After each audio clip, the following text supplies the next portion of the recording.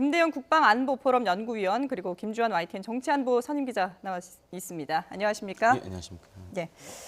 자, 이 전격적으로 지금 사드의 일부가 들어왔는데 예상보다는 좀 빨리 진행되는 게 아닌가 싶거든요. 어떻게 보셨습니까? 개인적으로는 사실 빨리 들어올 거라고 예상은 했는데. 원래 빨리 들어올 것이다. 왜냐하면은 이제 북한의 미사일 위협, 특히 이제 어제 같은 경우에도 스커드 ER로 추정되는 예. 탄도미사일 이용해가지고 또 대규모 그런 미사일 발사를 썼죠. 했으니까요. 예. 네. 그래서 그런 것을 이제 어떻게 보면 한미 양국이 굉장히 위중한 상황으로 보고 있고 또한 이에 대한 대비책으로 이제 사드를 조기에 이제 반입한 것으로 이렇게 보여집니다. 그런데 지금 아까 저희 취재 기자 연결해서도 얘기를 했지만 부지도 아직 정비가 안 된 상황 아닙니까? 그러게요. 많은 부분이 이제 오해를 하시는 부분이 있는데요. 사드라는 장비는 사실 야전에서 운용하기 위해서 개발된 그런 탄도미사일 방어 체계입니다. 따라서 지금 성주 골프장만 해도 현재 들어온 발사대라든가 아니면 추후 들어올 레이더와 아니면 통제소 그다음에 그 밖의 주변 시설들이 사실 그냥 험한 야지에서도 운용해서 쓸 수 있는 거기 때문에 네. 오히려 지금 성주 골프장에서도 충분히 운용 가능한 상황이라고 볼 수 있겠습니다. 예. 근데 이 탄핵이라든지 우리 국내의 정치적인 상황을 조금 고려해서 이걸 앞당긴 게 아니냐 이런 분석도 나오고 있거든요. 그 부분은 뭐 오늘 아침 그 브리핑 현장에 제가 있었는데 예. 거듭해서 아니다라고 아니다, 예. 얘기를 했고 지금 한미 국방장관이 지난 2월 12일 북극성 2형 미사일 발사했을 때 네. 사드 배치를 조기에 배치하기로 합의한 적이 있어요. 그때부터 전격적으로 이루어졌고 어제 물론 미사일이 발사했습니다만은 어제 미사일을 발사했는데 오늘 전격적으로 발표했다. 이거는 전후 관계상 앞뒤가 안 맞는 이야기고 왜냐하면은 지금 화면을 자세히 보시지만은 3월 6일 2017년 3월 오산 에어베이스라고 되어 있습니다. 도착지가 일종의 탁송화물 괴물이죠. 그럼 미국 본토에서 하와이를 거쳐서 날아왔다니까 최소 일주일 전부터 일종의 패킹을 하고 짐 그 물건을 싸서 비행기에 실어가지고 예. 왔다 그러거든요. 네. 한 일주일 전부터 그러니까 역산을 하면은 2월 12일 날 북한의 고체 연료의 중거리 미사일 발사에 대해서 굉장히 조기 배치 필요성을 느꼈고 네. 거기에 따라서 그 이후로 바로 실행됐다 이렇게 보면 될 것 같습니다. 예. 그런데 지금 사드 배치 결정에서부터 그리고 사드 장비의 반입까지 모두 보면 전격적으로 이루어지는 그런 모양새거든요. 그런데 정치권에서도 이런 부분을 지적하고 있지 않습니까? 절차에 문제가 있다. 공개하지 않고 갑작스럽게 뭐 결정을 했다든가 이런 부분을 지적하는 그 사실은 이제 그 부분에 대해서 여야가 엇갈리는데 어느지가 사실은 군사무기는 사실은 공개 안 하는 게 어느 나라하고 관례입니다. 그런데 네. 이것이 왜 2014년 6월 달에 스케포로티 당시 주한미군 사령관이 이 부분을 공개를 했냐라는 게 굉장히 주목해야 합니다. 그때 역설적으로 한중 관계가 전략적 동반자 관계로 격상되고 양국 언론이 그 부분에 대해서 강조를 했었고 실제 중국에서는 한중 동맹론까지 나왔었습니다. 미국에서 볼 때는 불편했겠죠. 네. 그러니까 그거를 스케포로티 2014년 6월 서울 시내 호텔에서 스케포로티 그 주한미군 사령관이 항상 강연을 할 때는 카메라 기자를 못 오게 해요. 그런데 전격적으로 그때 전에 보면 카메라 기자를 와달라고 언론에 요청을 했습니다. 네. 그래서 일각에서는 지금 스케포로티 장군이 나토 사령관으로 간데 거기에 따른 공로로 나토 사령관으로 영전해가지 않았느냐 이런 뒷얘기도 있습니다. 그러니까 미국에서 볼 때는 불편했던 겁니다. 한중 관계가 친밀해진 거 역설적으로. 그런데 이 부분에 대해서 우리가 중간국가 입장에서 보니까 이 부분에 대해서 한미 동맹을 이행하다 보니까 중국이 이런 형태로 우리한테 보복을 하는 거죠. 네. 그러니까 우리가 중간국가 입장으로서는 굉장히 이 양쪽의 균형 외교를 잘해야 되는 그런 측면이 없지 않아 이번에 다시 반면교사로 이 부분이 드러난 거죠. 예. 네. 자, 그런데 어제 북한이 4발의 미사일을 동시에 쏘아 올리면서 사실은 이게 사드를 무력화하기 위한 그런 조치다, 그런 행동이다 이렇게 분석을 했었는데 과연 사드를 배치를 한다면은 이게 과연 효과가 어느 정도 있을 것인지 좀 사드의 작동 원리에 대해서 설명을 좀 자세히 해주시죠. 네, 그렇습니다. 사드 같은 경우에 이제 그 이름 그대로 고고도 네. 미사일 방어 체계라고 할 수 있겠는데요. 네. 근데 많은 분들이 뭐 사드가 만능 무기처럼 생각을 하시지만은 네. 사실 여러 가지 무기가 이제 복합이 돼서 그러한 효과를 낼 수 있겠는데요.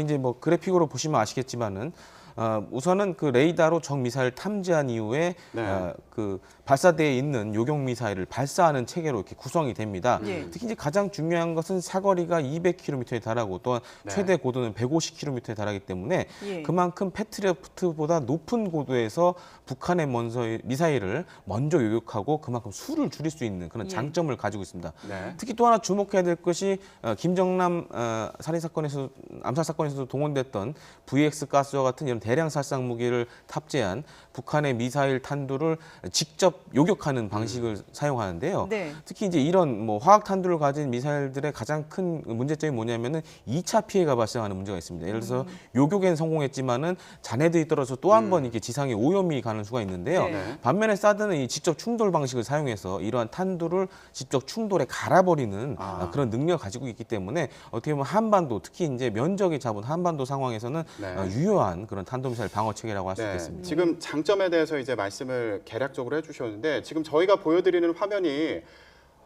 북한에서 공개한 이번 미사일 발사 장면이거든요. 어제 발사한 예. 그 모습을 북한에서 조금 전에 공개를 했다고 네. 하거든요. 지금 4발을 동시에 발사를 했는데 이런 경우에 사드 한 포대로 탐지를 해서 막아내기가 힘들다 이런 분석도 있지 않습니까? 예, 그렇습니다. 하지만 이제 사드 같은 경우에는 특히 이제 동시 교전 능력이라고 하는데요. 동시에 여러 발을 요격하는 능력이 좀 탁월한 그런 미사일 방어 체계라고 할 수 있겠습니다. 네. 또한 만약 사드가 요격에 실패했을 경우에는 또 패트리어트가 바로 아래 고도에서 또 요격에 들어가기 때문에 어떻게 보면 이제 패트리어트와 그다음에 사드가 복합이 돼서 다층 방어 체계를 이제 구성하게 됩니다. 그럴 경우에 이제 북한이 대량으로 탄도미사일 발사했을 경우 그만큼 효과적인 탄도미사일 방어가 가능해지는 거죠. 그러면 한 포대만으로도 가능한 겁니까?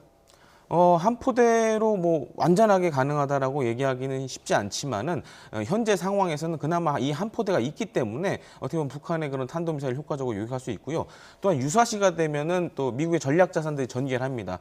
흔히 이제 전략 자산이라고 하면 뭐 항공모함, 뭐 폭격기 이런 거 생각하시는데 전략 자산 중에는 이러한 미사일 방어 체계도 들어가고요. 그렇기 예. 때문에 이지스함에 탑재되어 있는 SM-3라든가 이런 주한 미 해군의 이런 장비들이 또 도착할 수 있고 또 네. 추가적으로 사드가 또 한반도에 전개할 가능성도 있습니다. 예. 네. 지금 패트리엇과 사드만 언급을 하셨는데 사실 한국군이 보유하는 게 청궁 미사일 방어책이라고 있습니다. 청궁이라고 중고도 우리가 지금 이 사드 문제 때문에 많이 언급하는 것이 다층 방어 시스템이라고 하지 않습니까? 말 그대로 사드는 고고도에서 하고요. 그다음에 중고도, 저고도는 패트리엇 중간 단계의 LSM 체계인데 우리가 청궁 미사일이라고 요격 범위가 한 40km 내지 50km 미사일 되는 지대공 미사일을 우리 자체 기술로 개발 완료되고 있습니다. 그런데 이것이 문제는 대수겠죠. 지금 계속 논란인 게 한 포대 가지고만 사드 한 포대 가지고 방어하겠느냐.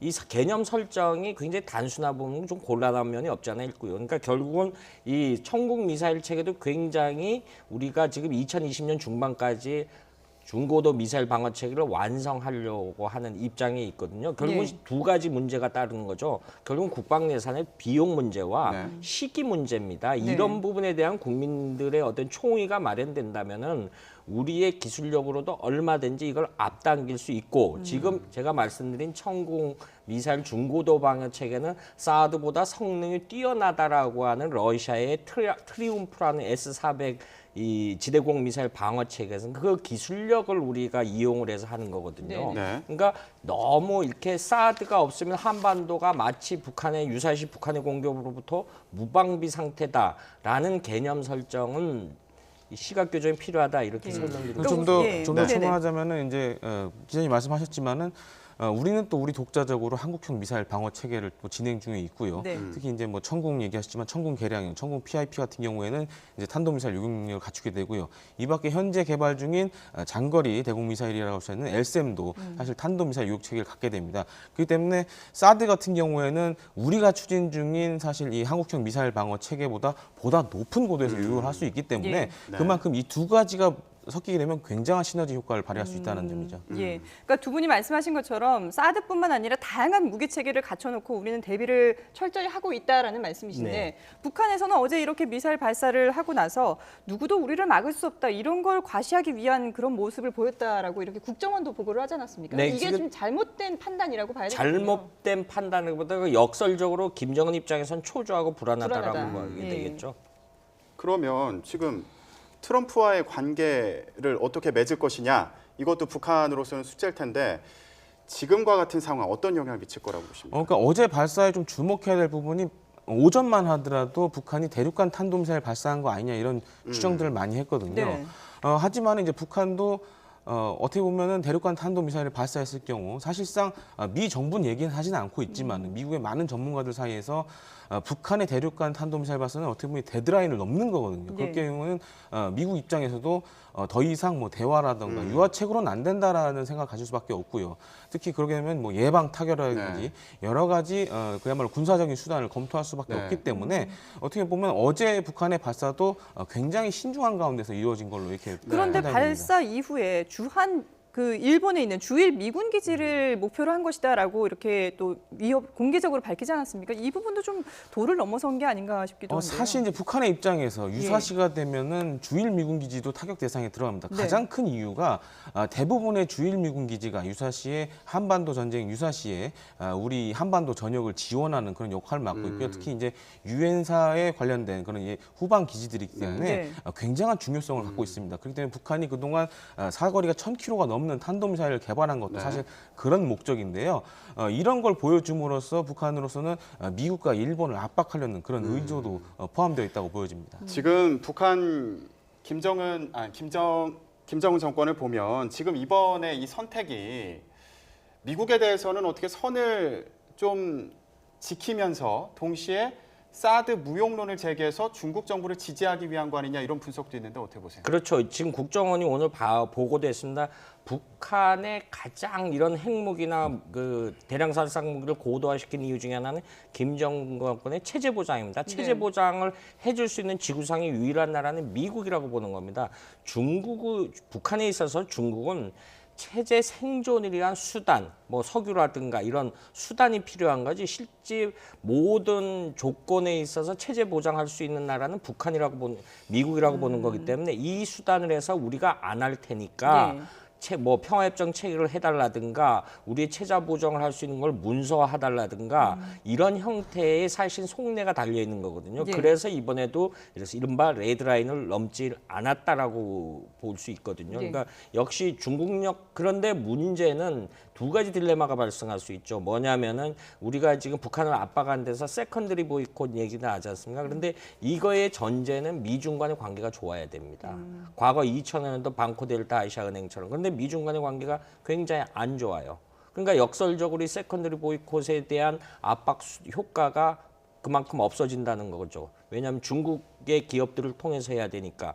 이런 부분이 사실 우리가 지금 처한 역설적으로 우리한테 오는 딜레마. 그런데 사드 배치가 시작된 것도 왜 2014년이면 북한이 고도의 미사일 핵실험을 잇따라 하고 그거에 대한 수단으로 해서 압박 수단으로 했는데 중국은 사드를 보는 게 아니라 그 사드를 앞세우는 동북아에 있어서의 미국의 영향력 확대를 방어하고자 하는 입장이거든요. 예. 이런 부분이 굉장히 한반도를 둘러싸고 복합적으로 얽혀 있기 때문에 이게 굉장히 난제 중에 난제, 얽히고 설킨 이런 부분으로 꼬여 있는 거죠, 지금. 예, 주도권을 뺏길 수 없다라는 의지를 다시 한번 드러낸 게 조금 전에 저희가 그 베이징 특파원 연결해서도 들어봤습니다만은 중국 정부가 물론 그전에도 계속 같은 기조를 보였지만 이 사드 배치에 결연하게 반대한다. 오늘 한번 다시 이 부분을 강조를 했거든요. 앞으로 중국 정부의 선택이 어떤 게 또 나올 수 있을까요? 사실 지금 이제 비공식적인 경제 제재를 보이지 않게 하고 네. 있지 않습니까? 네. 근데 이제 사드 배치가 본격화되면은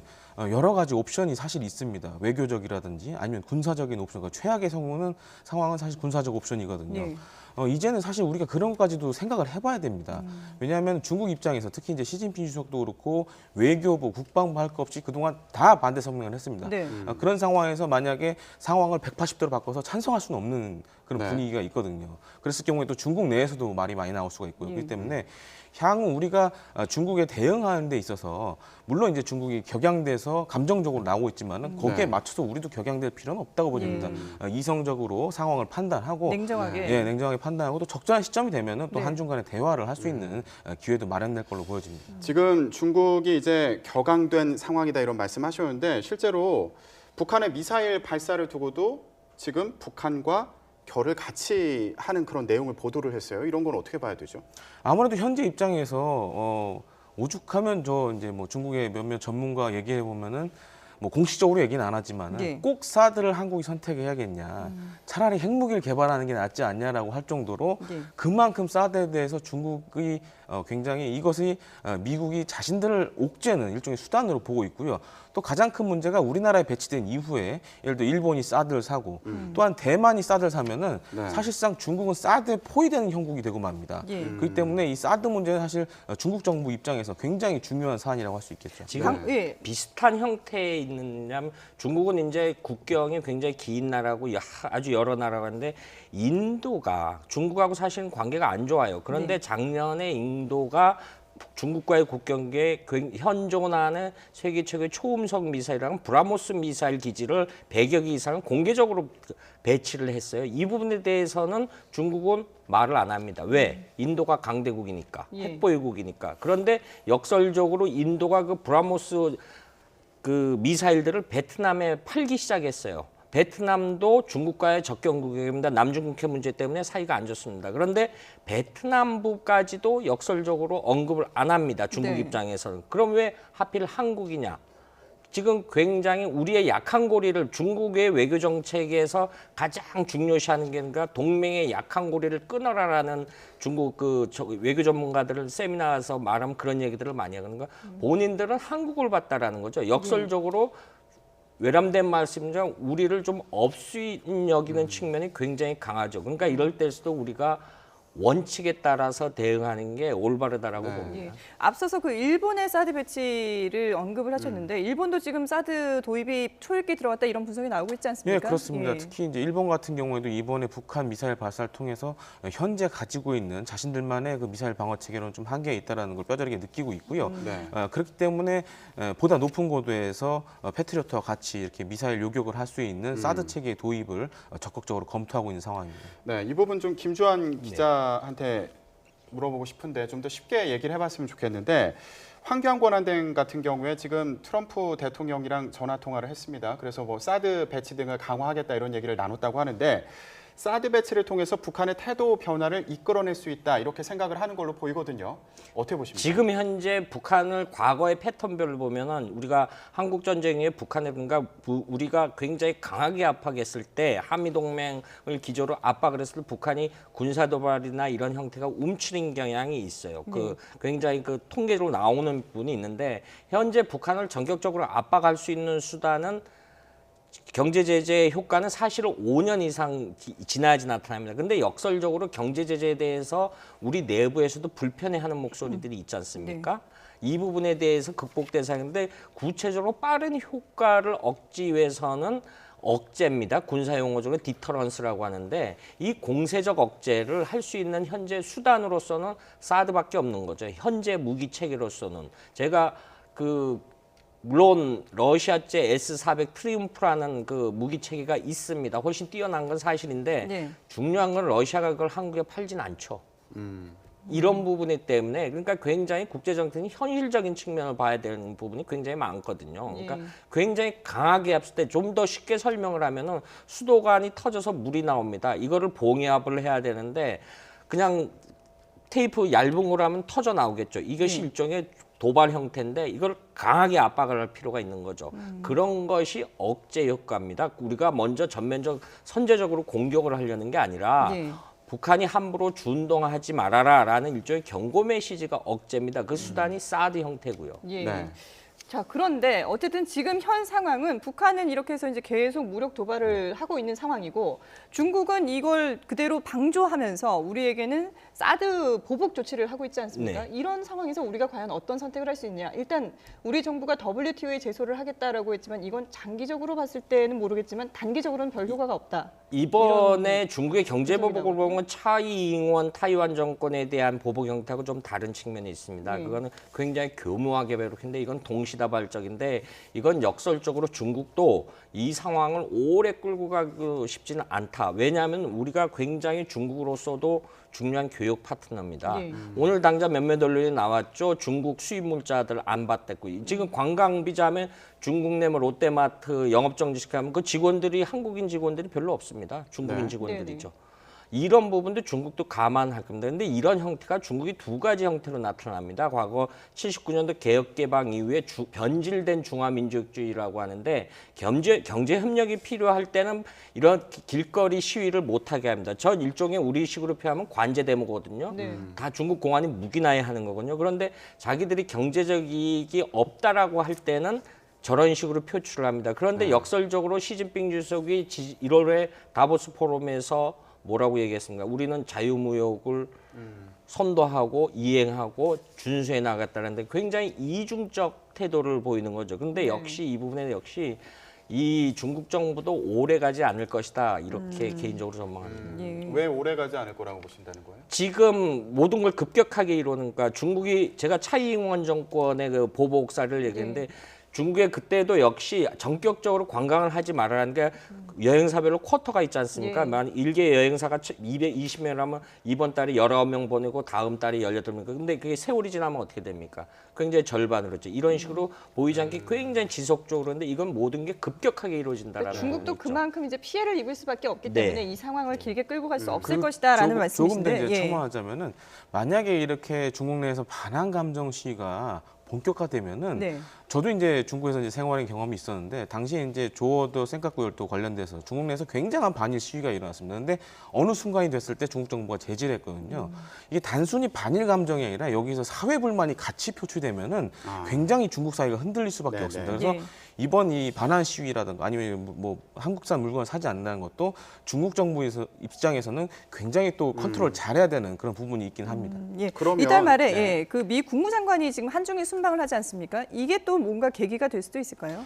그렇게 큰 계기는 될 거라고는 뭐 개인적으로는 그렇게 보고 네. 있는데요. 왜냐하면은 어떻게 보면 지금 사드 때문에 중국 같은 경우 입장이 굉장히 격양되는 상황이고 그렇기 때문에 미국의 입장에서는 과연 새 정부 출범과 특히 트럼프 정부 출범과 함께 과연 중국의 의중이 무엇인가에 대해서 한번 좀 진지하게 그런 토론하는 계기가 마련될 걸로 보입니다. 하지만 분명히 미국과 중국 간에는 입장 차가 분명하고 예. 만약에 중국은 분명히 사드 대신에 남중국해에 대해서 일정 부분 이익을 달라라는 그런 부분을 요구할 가능성이 굉장히 높습니다. 왜냐하면 남중국해 문제는 사드 문제와 달리 자신들의 영토 문제를 보고 있기 때문에 굉장히 중요한 사안이거든요. 하지만 이제 미국 입장에서 또 그걸 받아들일 수가 없는 거죠. 그렇기 예. 때문에 향후 또 어떠한 식의 대화가 이루어질지는 좀 더 지켜봐야 될 것 이번 같습니다. 순방은 아무래도 양쪽에 좀 탐색전이 될 가능성이 크다 이렇게 보시는 거군요. 알겠습니다.